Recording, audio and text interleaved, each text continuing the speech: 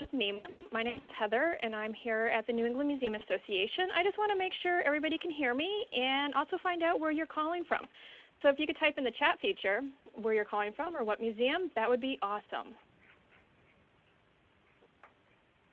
And if you're new to Lunch with NEMA, this is actually the way that you're going to interact with me and Laura to ask questions. So at any point during the presentation, feel free to type your question into the chat feature, and I will politely interrupt Laura and ask your question for you. Great. So we have all sorts of people from all over. Awesome. It's always fun to see everybody. And I also want to let you know that today's lunch is being recorded and will be available on the NEMA website along with the presentation. So if you have to stop early or would like to share this with someone that wasn't able to make it today, check the NEMA website under Lunch with NEMA, and you can actually see a list of presentations that have been recorded, so you can see those at any point. Awesome. So I think we're going to get going. So I'm going to hand it over to Laura to start, and she could tell you a little bit about herself and about the Major Gifts for Small Shops program. Okay, Laura, it's all you now. Thank you. Thank you for having me. Thanks for being here today, everybody that's on the call. I'm one of the co-founders and principals at Sage Advancement Group, which is a fundraising consultancy for nonprofits.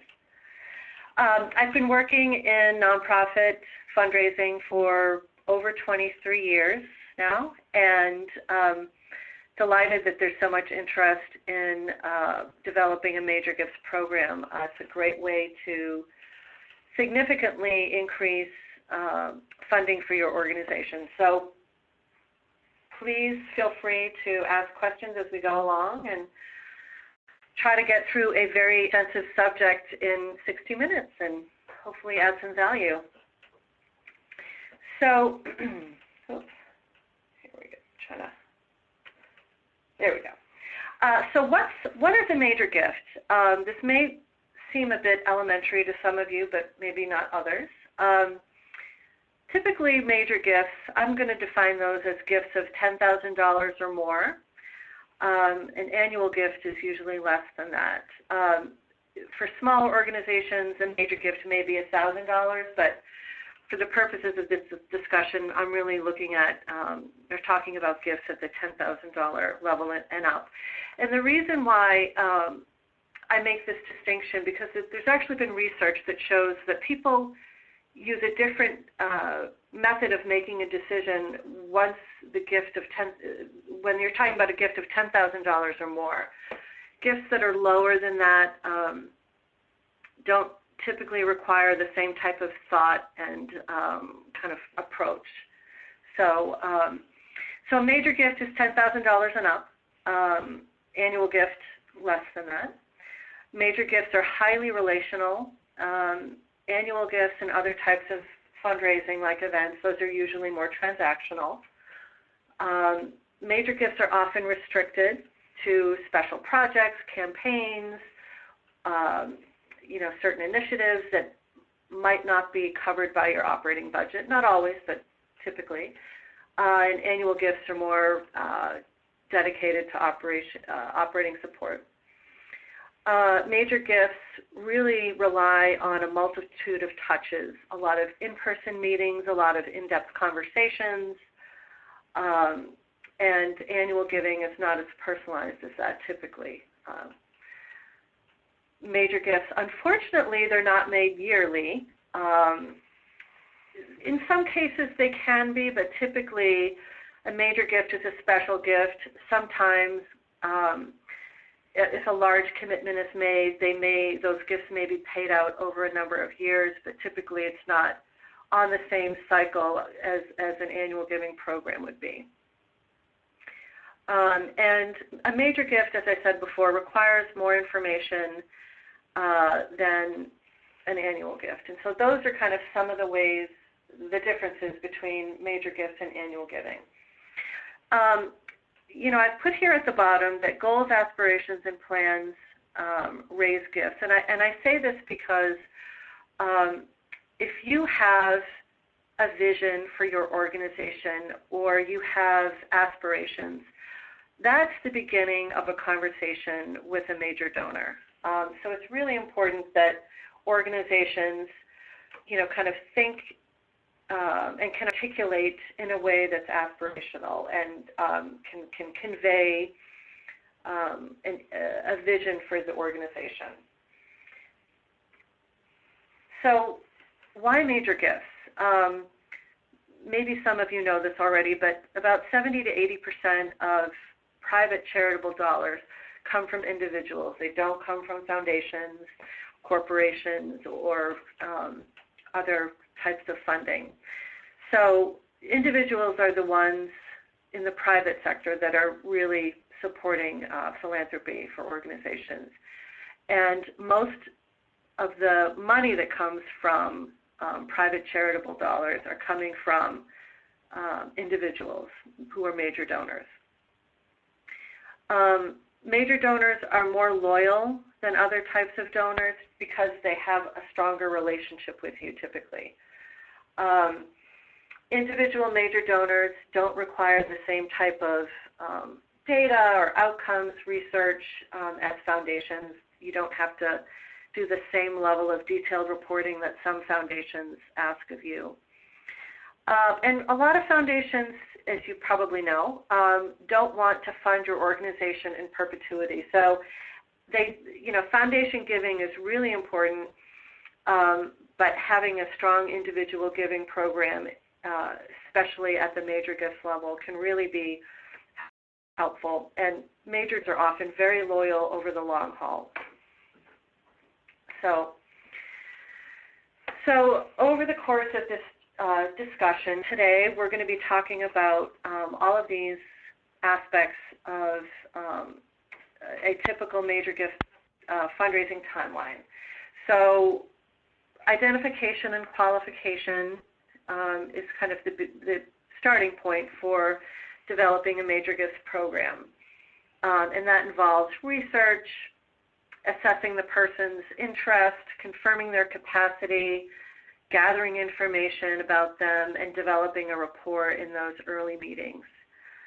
And then from the information that you gather through the identification and qualification of a prospect, you can then develop a plan to cultivate them. And it really is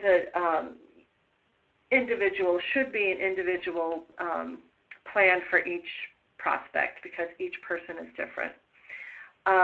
So in the cultivation stage, you're making a plan, you're educating and inspiring the donor, you're having a lot of one-on-one meetings, you're asking that person for advice. I'm sure some of you have heard the adage that if you ask for money, you'll get advice, and if you ask for advice, you'll get money, and that's definitely true in my experience. And during cultivation, presenting a prospect with or providing opportunities for insider experiences is important, and we'll talk about that in a little bit. It's also, during the cultivation stage, an opportunity to have that prospect get to know the leadership and the staff, and it's an opportunity to test their interests and plant some seeds about projects that are important to you and, kind of testing those out. And then kind of at the tail end of the cultivation phase, you should be targeting your proposal. So and I don't necessarily mean a formal written proposal. Some donors like that, but not everybody needs a formal written proposal. But targeting what the ask is going to look like, building in an ask-to-ask conversation with the donor so that when you do go to have a gift conversation, the donor isn't taken by surprise. That wouldn't be a good thing. And before you go in and have your solicitation meeting, you would want to build a solicitation team. So of all the people that have been involved in the cultivation, who are the people that should be involved in the gift discussion? So what does that look like, and what is everybody's role? All of that can be planned in the cultivation phase. And then the solicitation and gift closure comes next. and that's meeting and asking and listening and responding, follow-ups, and nailing down the gift. And I think that sometimes making the ask is the easy part.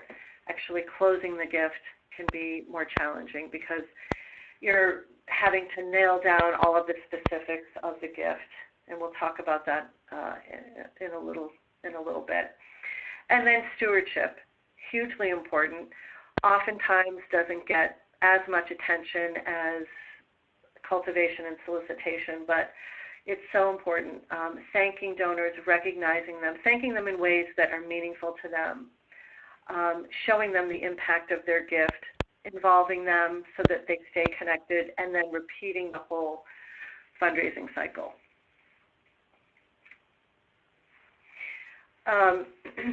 Oftentimes, your board can be really instrumental in helping with your major gifts program. So I've kind of differentiated between some staff roles and board roles. This is just an example. It could be very different for your organization, but typically staff are identifying and research prospects, developing and managing the cultivation strategies, really driving the major gifts program, scheduling visits, monitoring and reporting progress, and really involved in all phases of the donor cycle and recording all of the information. And the board can help with identifying prospects, opening doors where possible, so they may know people that, you know, if they make a call or they set up a meeting, it's going to be a lot more effective than a staff member doing that. Board members can help participate in key meetings and connect with prospects at events,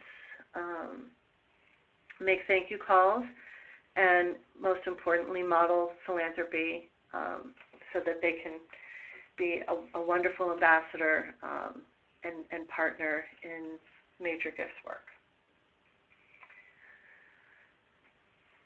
So developing a pipeline, I think that often the strongest or the best way to develop a pipeline is to start by having a strong annual giving program. And leadership annual giving donors, if they have capacity beyond kind of, you know, the $1,000 to $10,000 level, they can be very likely major donor prospects. And so if you have a strong annual giving program, you're beginning to create a culture of philanthropy. You're beginning to involve them in your organization so that when they kind of transition to being in the major donor pipeline, they are ready for a deeper level of engagement. So who might be a major donor prospect? Obviously, your most generous or consistent donors could be. Your volunteers, board members, or community leaders. In the case of museums, your members, people who attend your events, and people that probably may not be members but may have visited your museum and may want to get more involved. So it really could be anybody, but it's good to start with people in your universe.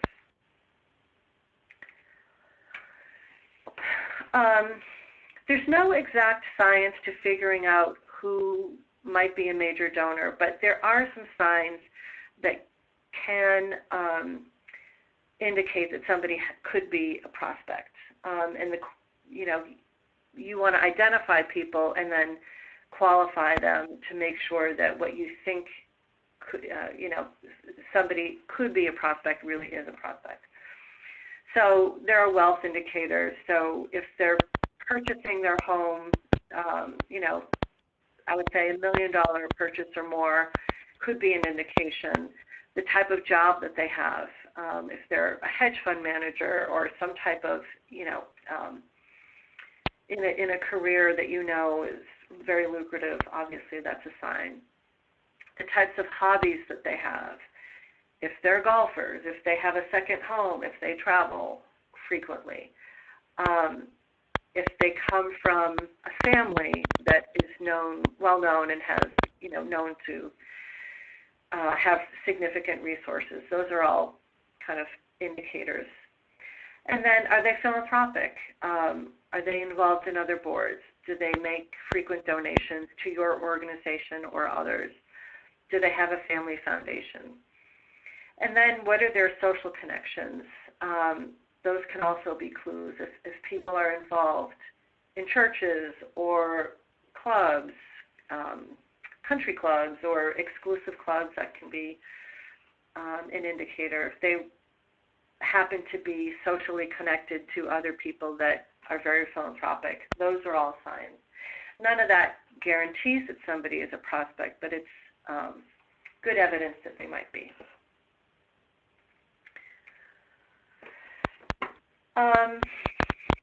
So I always think it's really important to build a process for all of your fundraising programs, including major gifts.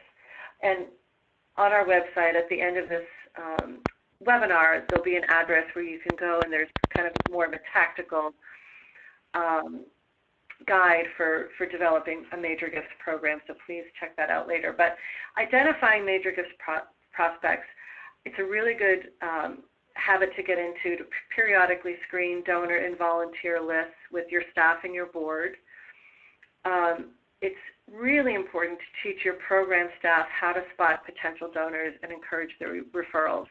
There's often, it's often the program staff who are, in regular touch with the community. And so, in my own experience, training program staff to kind of look for some clues or try to, understand how to recognize folks that might potentially be a donor really can pay off. Do a wealth screening on your database. That's another way to identify prospects. I would not recommend doing a wealth screening on your entire database unless you have the staff to actually act on the information that you get. So unless you're poised to do, to really ramp up your major giving program, I would wait to do a wealth screening. Get in the habit of researching all new donors. It's a simple way to learn a little bit about your universe. So it's a little bit tougher year end when a lot of gifts come in, but if you can get in the habit of checking on people that are new donors, just Googling them even to see who they are and look up their address and see where they live. That can help determine if somebody might have capacity. And then I mentioned this earlier, have staff and board mingle at events. Just by talking to people at events, you learn a lot about them, and you can assess their interest in your organization. And sometimes they there are some hallmarks that make them likely to be a major donor prospect that we talked about earlier. That so having staff and board actually deployed at events to circulate and to talk to people is a really great way to help create a pipeline of major donor prospects and also cultivate them too. So a lot of people think when they're getting into major gifts that if they just develop a list of wealthy people, maybe top 100 wealthiest people in Massachusetts or New England, that's probably not the best use of your time in terms of trying to figure out who's a prospect and how to work with them. You really need to have capacity, interest, and access to those folks. So the prospect has to have capacity, obviously, or else they're not. They may be a leadership annual donor, but they may, somebody that's giving $1,000, that might be their best gift to you. And it's still important to work with those people, but those folks might not rise to the level of a major donor prospect. The prospect has to have interest in the mission or the cause of your organization. So if there's not a lot of interest and they have capacity, still might not be worth pursuing. And then you have to have access. So, somebody like Bill Gates, unless you have a connection to somebody like that, it's probably, not somebody that's worth pursuing. So this is the most important slide in the entire presentation because I think that it encapsulates or it articulates what good major donors work is all about. You can make more friends in 2 months by becoming interested in other people than you can in 2 years by trying to get other people interested in you. I would say one of the biggest mistakes that people can make when they're beginning a major gift program is treating the initial meeting like it's a transaction instead of the beginning of a relationship. So I've had executive directors or development staff kind of meet with the prospect for the first time and try to do like a presentation to them. And that's really not effective. It doesn't really allow you to develop a strong rapport. It doesn't allow you to understand the motivations and interests of a prospect if you're doing all of the talking. So becoming interested in your prospect first and foremost is key to the beginning of a successful relationship. So it's not really about money. I mean, that's the ultimate result of developing a nice relationship, but that's kind of the money is the side benefit. Your organization, there are people at your organization, and your organization itself has passion, interests, ideas, and a mission. And prospects, each person personally has their own passions and ideas and a mission for their philanthropy or how they want to live their life. They may not even identify it as a mission, but it is. So in the best case scenario, what you're doing is you're seeing where there is similarities in passion, ideas, and interest, and sharing and exchanging those. Your organization can offer information and involvement to help articulate and realize those passions and ideas and personal missions that your prospects may have. And your prospects can offer you resources and connections. So there's a lot of synergy to be had, and I think the most effective approach with a major donor is really to think of it as a partnership. You're not trying to, separate somebody from their resources. You're really trying to form a partnership so that you can accomplish something together. And I think having that mindset really does set you up for success.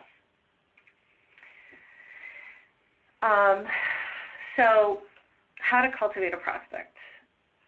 There are many ways to do it, and there's definitely not enough time in this presentation to review all of the ways, but I'll give you some examples, and if people have ideas that they want to share about cultivation moves that have worked for them, I'd love to hear from you.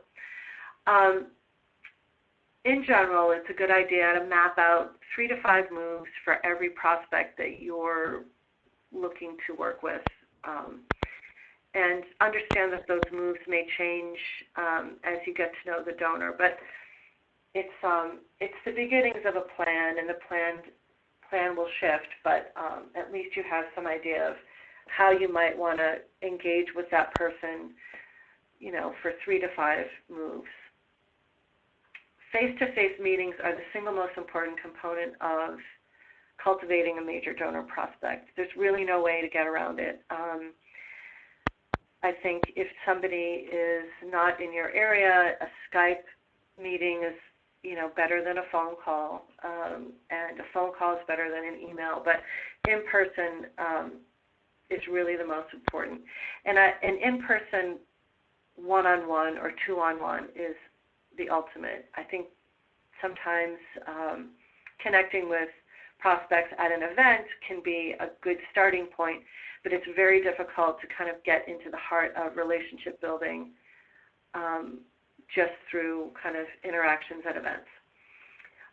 It's also important to remember that while it's really important to have one person that is managing a relationship, a lot of key stakeholders add value to your work with major donors. So it could be an executive director or a development director that's kind of managing the prospect, but other program staff and board members and peer volunteers or peer donors can and should all play a role.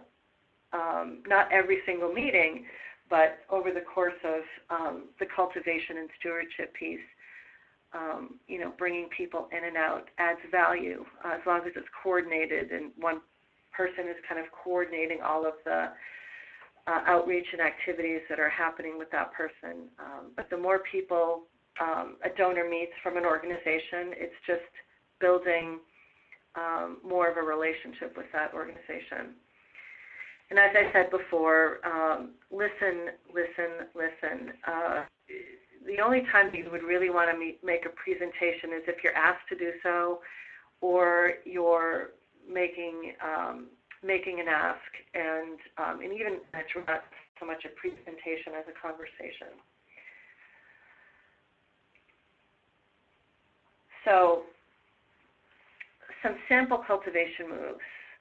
Meeting in person, either alone with a board member or other key stakeholder, is usually how it happens. Coffee, lunch, dinner, whatever. But meeting one-on-one or two-on-one and getting to know that person, that's really kind of at the heart of everything. But then there are other complementary moves that you can make to help cultivate somebody. So you could send a special invitation, or send out an invitation with a special note, or ask that person to attend an event as a special guest. Create some opportunities for experiential activities that might not be available to just anybody. So guided tours or access to archives or non-public spaces, that can always be really interesting for donors. Special outings or retreats. If your organization does some type of advocacy along with museum work, that could be a way to plug them in. It can also be really powerful to have donors interact with people that use your organization or are impacted by it. So if there are community arts programs that you have at your museum, for example, you could invite a donor to come and observe or take part in it.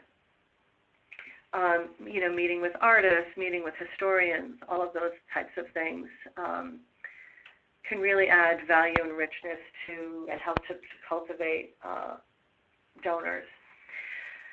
Attending a lecture, a reading, performances, all of those things can really help to showcase your organization and deepen their level of engagement. I would say that, we've done some research recently on how donors feel about special events, and in general, they don't love them.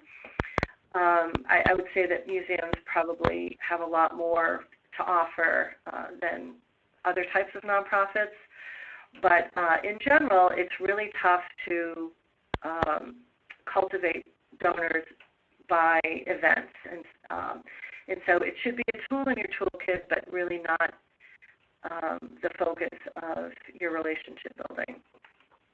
Phone calls, emails, letters, newsletters.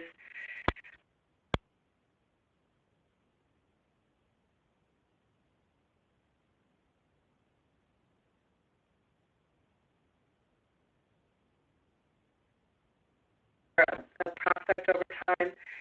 At some Laura? point it might, yep, I'm sorry. Can you hold on one second? We seem to be having a little bit of audio issues right now. You're kind of going in and out.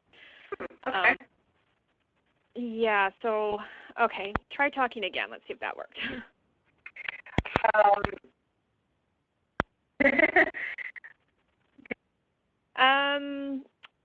Okay, Laura, we're still having some issues. Do you mind calling back in again to see maybe if that would work, a new connection? I'll be right back. In the meantime, while Laura is doing that, do you guys have any questions at all that I could pass back to her when she dials back in again?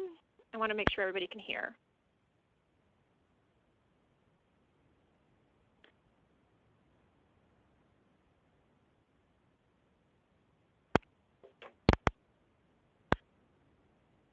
Is all online?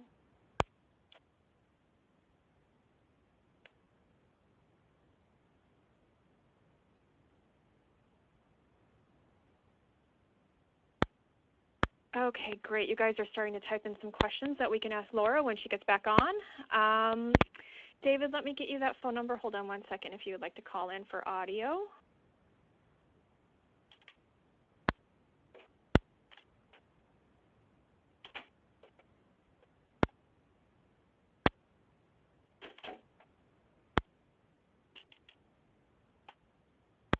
Okay, does anybody else have any questions? So it looks like Laura is getting back on board again.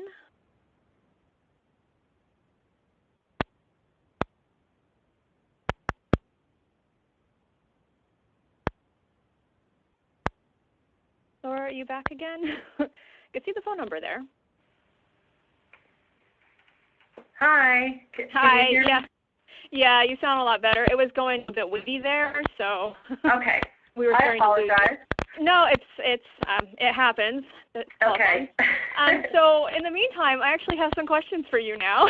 Perfect. Good. Are you ready for those? So Yeah, the first one is from Maggie, and she asks, how many major prospects does it make sense to be working on at one time?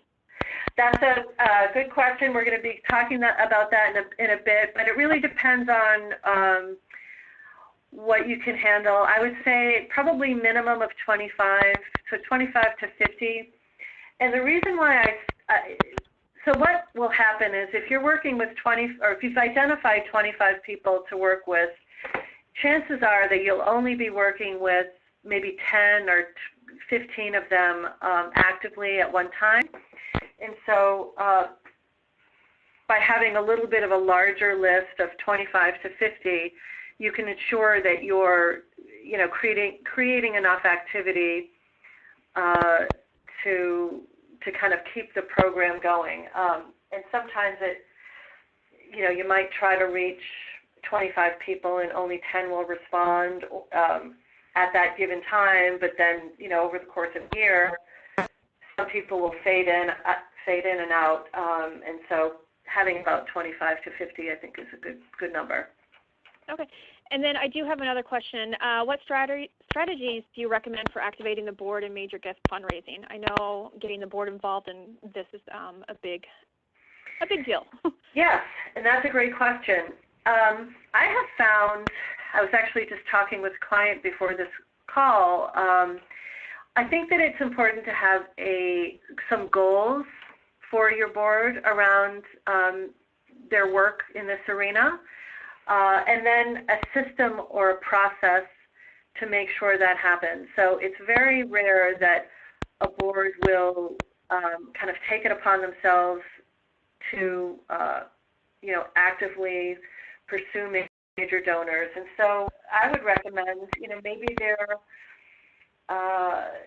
you ask everybody to, maybe a goal would be each board member presenting 2 or 3 potential major donor leads that might or might not pan out. Or some organizations have a give or get policy where encouraging board members to support the organization at a certain level, and then if for example, one of our clients had a $10,000 give or get policy. So, some people couldn't maybe make a $10,000 gift, but they could, kind of go out and secure support for $10,000. For $10,000. I think that board members have to understand that their role really kind of to model what it means to be a dedicated supporter of the organization. And so asking your board to, to have your organization as one of their top 3 philanthropic priorities is helpful. So, setting some goals, giving them some options. We didn't really talk about this, but, if a board member, can host something for major donors, maybe it's a small cultivation event at their office or in their home if they have a home that's appropriate, or even underwriting some type of a small cultivation event at your museum. You could do that.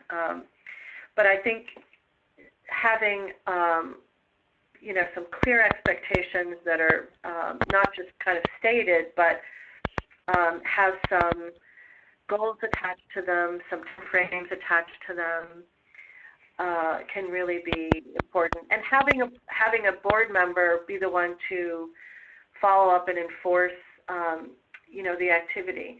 You probably don't want every single board member to do visits with your major donor projects, but you probably could have all of them make thank you calls or send thank you notes. And so creating a process when gifts come in,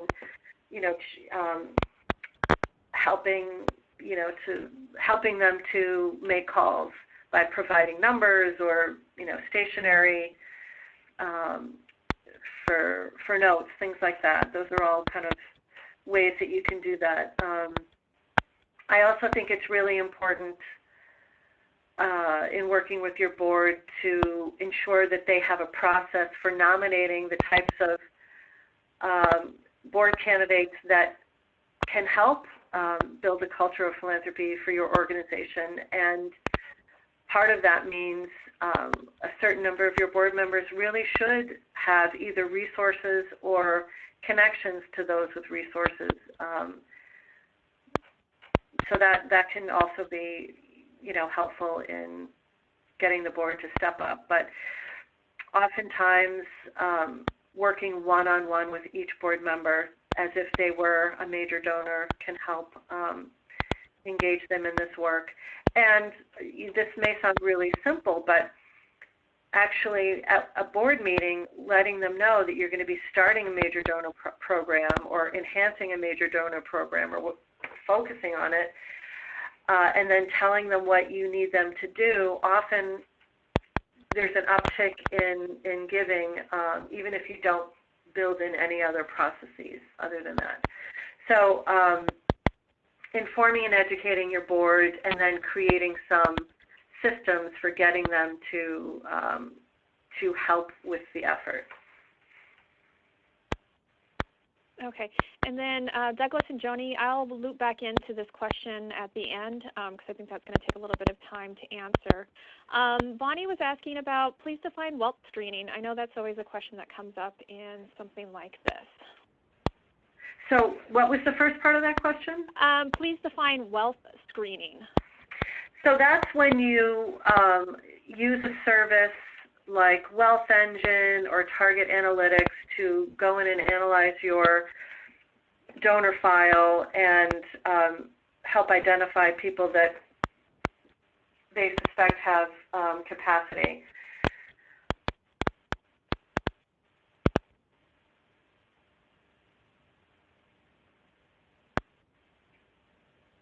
Does that make sense? No, it does. So I think with the other two questions we can answer at the end. So I will let you continue on the presentation. Okay, great.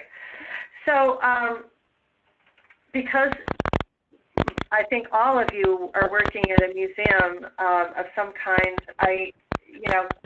there's probably a lot of creative avenues for creating experiences that are really special for people that are major donor prospects. So this is just a short list, but I'm sure there are lots of really wonderful and creative ways to get people engaged. this presentation isn't really going to get into a lot of depth around, the mechanics of solicitations and because there's just not enough time, and that in and of itself is kind of a huge discussion. But in general, before you make an ask, you want to make sure that the case of support has already been made. And that is something that really should be happening at every conversation. And I think it's really important when you're developing your moves for your donors that there's a strategy behind everything that you do, so that it's really tailoring your messaging to make a strong case for support for your organization. So, talking about what impact your organization has, and dropping little, nuggets of information along the way in all of your interactions, so that your donor kind of knows by the time you get to the ask, they know why you're asking and why it's important. So that's not something that you should wait until, the ask to kind of try to accomplish, because it won't work. Are you prepared to address objections and questions? So when you have the gift conversation, make sure that you are prepared to answer questions, listen, and maybe, I don't even like the term overcoming objections, because I think more than anything, it makes it feel like it's not a genuine conversation, and it really is. So there's a lot of listening that has to happen when you're in a gift conversation. But you want to just be prepared, have your facts and figures ready, understand, yourself, why it's important, why this ask is important, what's attached to it. Make sure that you think you have a good sense of what to ask for. I once went to maybe 10 years ago, I went to a seminar, and the speaker was this just wonderful, charming lady, and she had been a board chair for many years, and she would assist in making gift solicitations. And I think it would work for her. I don't think it would work for everybody, but she said she used to make an ask or put the number out there, and then she would say, and if that's not enough, please let me know. So if you feel comfortable and that kind of, can inject some levity into the situation, can be quite effective. But make sure that you feel comfortable about what you're asking for. There are some cases where you maybe don't want to ask for a specific amount, but I would say that that's the exception, not the rule. And make sure that you have assembled the right solicitation team. Everybody knows what their role at the meeting will be, and that everybody understands what their talking points are. I don't think it's ever a good time to introduce somebody new into the relationship at a solicitation meeting. That's my own personal preference, and I also think that having too many people in the room can be overwhelming. So you would just want to make sure that every person that's invited to this type of conversation from the organization side is really kind of helping to advance the conversation. So just some general pointers about solicitations. A lot of people wait until the end of the meeting to make the ask, which is probably because they're nervous, or they're feeling like they have to build up to it. But that's really, it's much better to ask at the beginning of the meeting. The donor knows why you're there, because you've asked them if you can come to talk to them about this specific gift conversation. So you want to be introducing that at a previous meeting, asking to ask. So they know it's coming. So better to get some pleasantries out of the way and then basically launch into why you're there. And so ask for the gift, or, kind of lay it out, ask for a specific amount in most cases. And then once you've put it out there, it's very difficult to do, but being quiet and just waiting for their response is really important. And then once they respond, you'll kind of know from there how the conversation should go. So I think it's always really helpful to ask questions and try to get more information. So I don't believe I've ever been on a gift call for a major gift request where somebody has out and out said no. It's usually a matter of the timing isn't right, or they need more time to make a decision, or they're not sure about the amount. So if you're finding that you're getting a flat out no, that probably means there's something that was missed along the way, because this is really kind of an evolution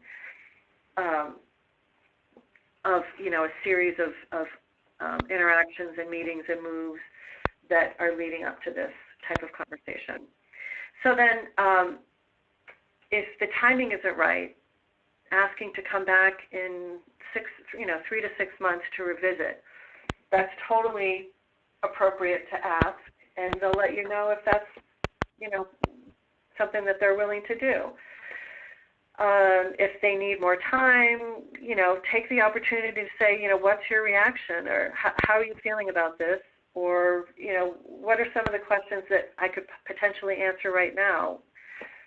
They may let you know what they're thinking. They may need more time to digest. It depends. I mean, everybody has making decisions, and some people are very process oriented and they need a lot of information and they need time to think about things. Other people may know ahead of time what they're going to consider or do for you. They may answer you right off the bat. So it really depends. It's always really important before you leave the meeting to make plans for a follow-up. So if somebody wants to think about it, try to nail down a time when you can follow up with them, and maybe set it up. You could whip out your BlackBerry or your iPhone and set up a meeting right then and there to follow up, or a phone call to follow up. So the pressure is kind of off in terms of what you really need to do, because you're never going to convince somebody to do something that they don't want to do, and you shouldn't even try, because that is not really what relationship building is about. So you don't have to convince them. You don't ever have to work some magic so that you're getting them to do something that they don't want to do. So the pressure is kind of off. What you're really doing is informing them, inspiring and educating them, and then you're giving them enough information so that if this is something that is right for them, they have the opportunity to make an investment in your organization. So I think I mentioned earlier that putting an ask out amount out there, I don't feel like that's the most challenging aspect. I think closing the gift is the most challenging part, because often the gift closure comes after the meeting. So somebody may say, well, I'm thinking about this, or I'll let you know. And so you have all of this other information that you kind of need to square away before you can actually consider the gift closed. And there are many fundraisers out there who have made a gift and gotten a verbal commitment, but then the gift never closes because all of the other details are not nailed down. So the amount, the timing of the payment, and the method of payment if this person needs to pay over, a number of years, what does that schedule look like? What are their recognition preferences? And getting some type of a gift intention or gift agreement letter signed so you can book the gift, especially in the case of multi-year pledges. That's really important. And it's not, there's some question whether those types of agreement letters are enforceable. Probably mostly not, I would say. But what a gift agreement letter does is it's just kind of a symbolic commitment that this person is intending to make a gift to your organization. So that's really important. It's good to have a gift agreement letter with you when you go in for a meeting, a gift solicitation meeting. So it is good to have that on hand, and if they make it, they agree to make a gift at a specific amount, you can whip that out and get them to sign it right then and there. And then stewardship.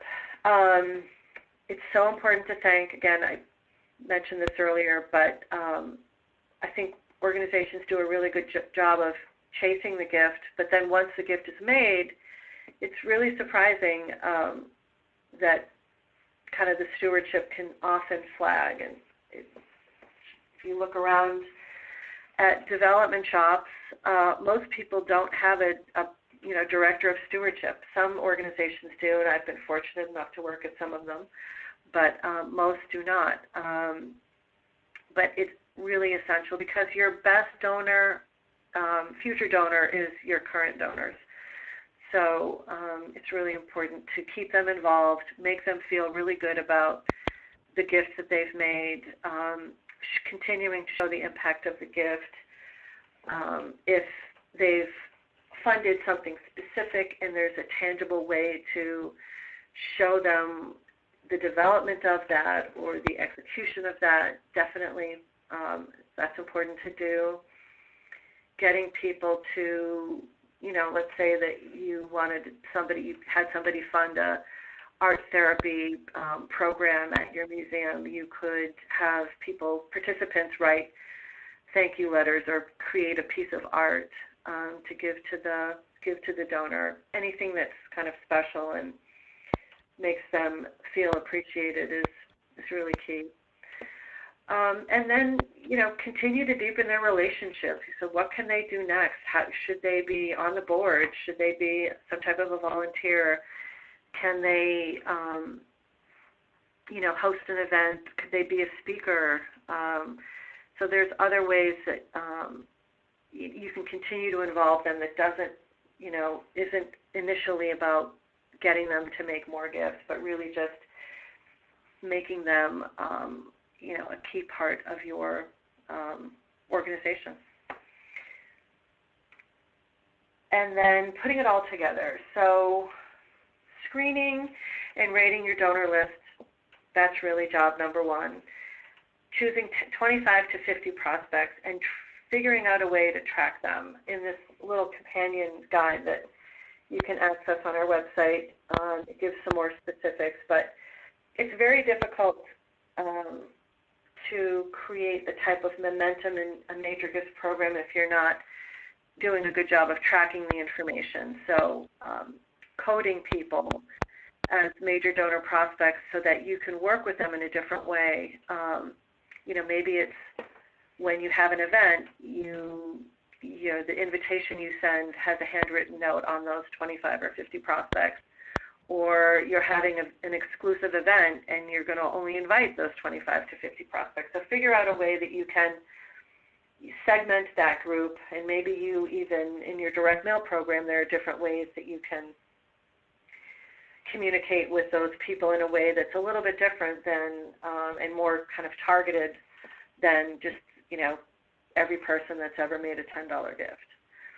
I think, to start, having a goal of conducting 4 visits per month is an easy way to kind of get into this type of work. It requires a commitment because you really do need to be externally focused for part of for part of the time. The only way you can really develop a major gifts program is to set aside the time to get out and meet people. This is so important. And then, as I mentioned before, I say 5 moves here, but 3 to 5 moves. Know what you're going to do with each person. Develop an individual for all of those people. So if you've got 25 people or 50 people, you kind of have a sense of when am I going to see them? If you can't get to 50 people right away, who should I focus on in the first quarter of the year? Who am I going to try to solicit by the end of the fiscal year, and try to prioritize your list based on what you need to do with them and how ready they are for an ask. And then make sure that you're recording all of that activity. And as I said before, engage other people in helping to build that relationship, and it will just create a much richer relationship with your organization. And know that there are some prospects that are going to, move off and on your active prospect list based on how they respond. So there may be people that it's just not the right time for them to be engaged. But if somebody, I've had so many instances in my career where somebody has said, don't even come to visit me because I'm not going to make a gift, and then 6 months later I've gotten, a $400,000 or $500,000 gift from them. So just because somebody isn't ready, in the month that you're calling them, they might be ready in 2 more months. So, keep people engaged as much as you can. Don't be afraid to be, to follow up with folks. And then if somebody out and out says, take me off your list, I hate your organization, obviously you want to do that, but don't be discouraged if it takes a little bit of time to get in to see somebody, or it's, you're not really meeting with success and getting together with people. Sometimes it just takes a little bit of time.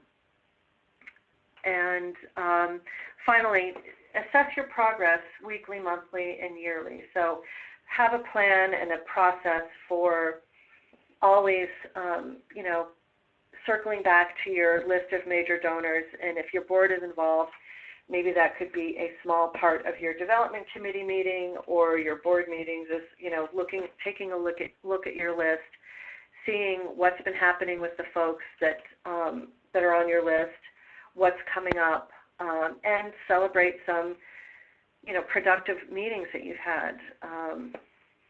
That's all part of it. And as I said before, if you go to sageadvancement.com/services, you will see the copy of this presentation, and also there's a guide to, it's kind of a tactical guide for setting up a small major gifts program. And it's really more the, kind of the nuts and bolts of the steps that you need to take operationally to implement a program. And that's basically it. So if people have questions, I would love to hear them. Thanks, Laura. I know there was one question that came up a couple times. If you were, say, an all-volunteer and maybe have a part-time person, what would be your first step to get you on the road to doing a major gift? So if you have an all volunteer or have like one part-time person, what would be that first step? I know you talked about a couple of them earlier on and also getting the board involved, but what would be that first initial step if you were just a part-time person? So I would prioritize. So maybe you can. So I would look at your list. I would try to figure out a really simple way to figure out who might be a prospect, and then just have meetings. Obviously, if 25 or 50 prospects is too much, you could start with 5.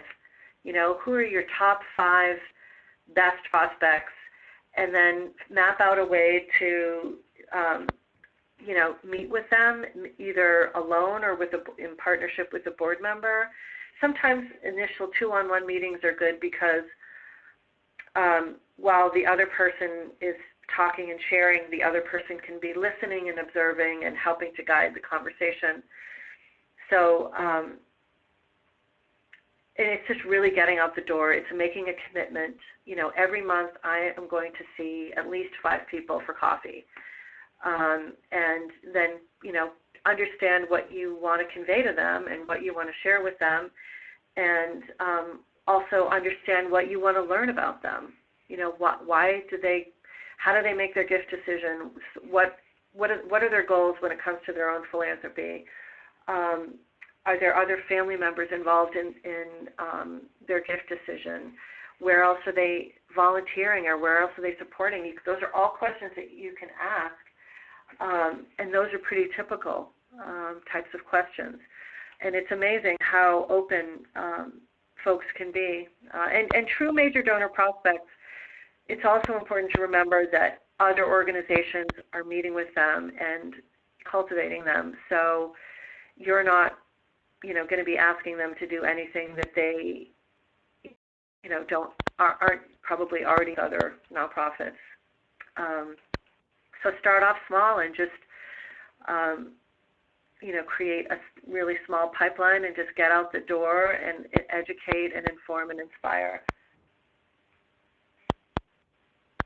Well, we have hit that 1 o'clock hour, so if there's any last-minute questions, I'm pretty sure you can email Laura. I will have her contact information up on the NEMA website probably later on this afternoon, not immediately, just let you know on that one. And I want to thank everybody for joining us today, and I definitely want to thank Laura for doing another Lunch with NEMA. This is actually her second one, so I want to say thank you, and thank you to everybody else.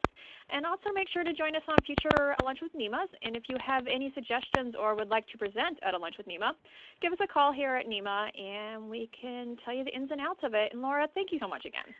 Thank you. You're a wonderful organization, so hope it was helpful. All right. Thanks, everybody, and we'll see you next time. All righty. Take care. All right. Bye.